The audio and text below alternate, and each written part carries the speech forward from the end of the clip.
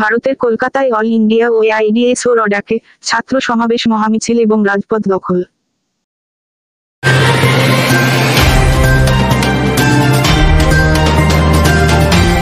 তেসরা সেপ্টেম্বর মঙ্গলবার দুপুর 12টায় কলেজ স্কয়ার বিদ্যাসাগর মূর্তির উদ্যানের সামনে অল ইন্ডিয়া এআইডিএসও ডাকে ছাত্র সমাবেশ করলেন এবং মিছিল করে তারা শ্যামবাজার পর্যন্ত রাজপথ দখল করলেন।